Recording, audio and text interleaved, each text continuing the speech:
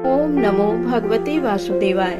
आप सभी का हमारे YouTube चैनल पर हार्दिक स्वागत है। आज की वीडियो में हम जानेंगे निर्जला एकादशी व्रत का पारण कब और कैसे करें। साथ ही जानेंगे निर्जला एकादशी व्रत पारण की कथा। निर्जला एकादशी व्रत 31 मई दिन बुधवार को रखा जाएगा। निर्जला एकादशी का व्रत सुख, समृद्धि एवं सभी मनोकामनाओं को पूर्ण करने वाली है। इस दिन व्रती जल का त्याग कर भगवान विष्णु की विधिवत पूजा करते हैं।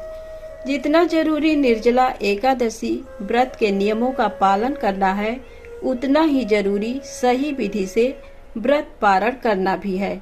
आइए जानते हैं निर्जला एकादशी व्रत पारण की विधि।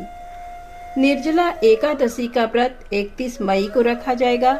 वहीं व्रत पारण द्वादशी के दिन होता है।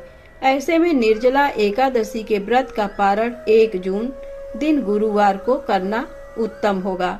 1 जून को सुबह 5:24 से 8:10 के बीच व्रत खोला जा सकता है। इस मुहूर्त में व्रत पारण करने से व्रत का पूर्ण फल मिलेगा और मनोवांछित इच्छा भी पूरी होगी। निर्जला एकादशी का पारण द्वादशी तिथि को किया जाता है, इसलिए पारण शुभ मुहूर्त में करना चाहिए। द्वादशी तिथि का प्रारंभ 31 मई बुधवार को दोपहर 1:47 से, द्वादशी तिथि समाप्त 1 जून को दोपहर 1:39 पर। व्रत पारण करने के लिए सुबह जल्दी उठें, सभी कामों से निवृत्त होकर स्नान करें। स्नान के समय पानी में गंगा जल मिलाएं। स्नान के बाद तांबे के लोटे में शुद्ध जल लें। भगवान सूर्य को अर्घ्य दें। ओम सूर्याय नमः मंत्र का जाप करें। भगवान विष्णु का ध्यान करते हुए उन्हें स्नान कराएं, वस्त्र धारण कराएं। भगवान विष्णु को चंदन फूल और माला चढ़ाएं।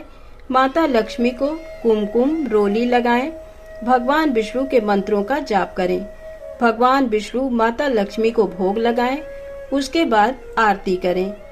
इसके बाद क्षमा प्रार्थना जरूर करना चाहिए। इसके बाद पानी और तुलसी पत्र लेकर अपना व्रत खोलें। व्रत खोलने के बाद फलों का ही सेवन करें। नमक या अन्न से व्रत नहीं खोलना है। फिर क्षमता अनुसार दान करें। दान करने के बाद कुछ हल्का भोजन करें। इस तरह आपका व्रत पूर्ण हो जाएगा। विधि के साथ व्रत पारण होगा और शुभ फल मिलेगा। एकादशी व्रत कथा की तरह पारण के समय भी कथा अवश्य सुनना चाहिए, जो कि इस प्रकार है। राजा अम्बरीश व दुर्वासा ऋषि की कथा। राजा अम्बरीश राजर्षि नाभाग के पुत्र थे।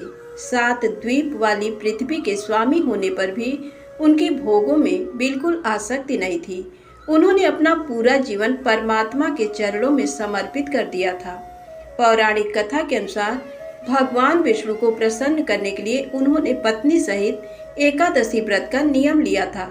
व्रत पूरा करने पर जब वे उसका पारण करने लगे, तभी महर्षि दुर्वासा वहां आ गए। राजा के भोजन की प्रार्थना स्वीकार कर वे यमुना तट पर स्नान करने के लिए चले गए। जब द्वादशी में केवल 1 घड़ी शेष होने तक भी महर्षि नहीं पहुँचे, तो व्रत भंग होने का विचार कर राजा ने भगवान के चरणामृत से पारण कर लिया।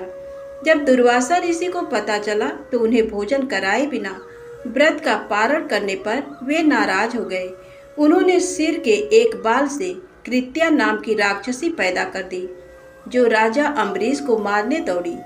तभी भगवान विष्णु ने अपने सुदर्शन चक्र से राक्षसी का वध कर दिया।